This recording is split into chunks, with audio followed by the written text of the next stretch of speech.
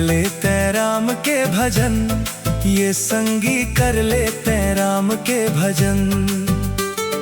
कर लेते राम के भजन, ये संगी कर लेते राम के भजन।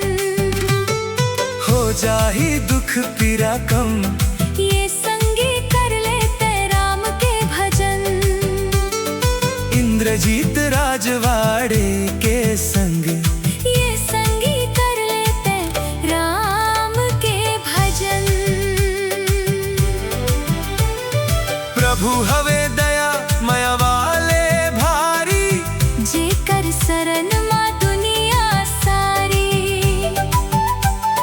प्रभु हवे दया मया वाले भारी, जे कर शरण माँ दुनिया सारी। दर्शन बिना है मुश्किल जीना, हो गे हे राम मोर। दर्शन बिना है मुश्किल जीना, हो गे हे राम मोर। सुन ले प्रभु विनती ला मोर, कर दे मोर जिंदगी मंजूर। सुन ले प्रभु विनती ला मोर, कर दे मोर जिंदगी मंजूर। नहीं छूटे राम के दुआरी, हे संगी राम के मया है अमृत पानी। नहीं छूटे राम के दुआरी। हे संगी राम के मया है अमृत पानी।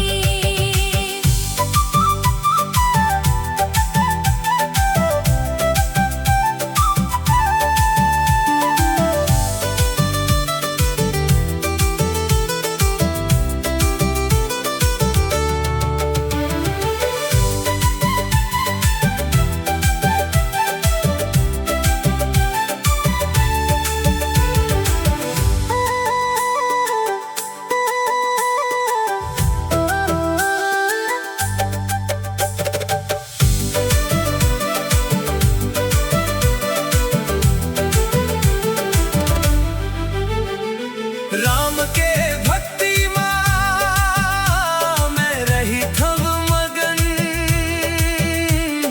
कर थव नित दिन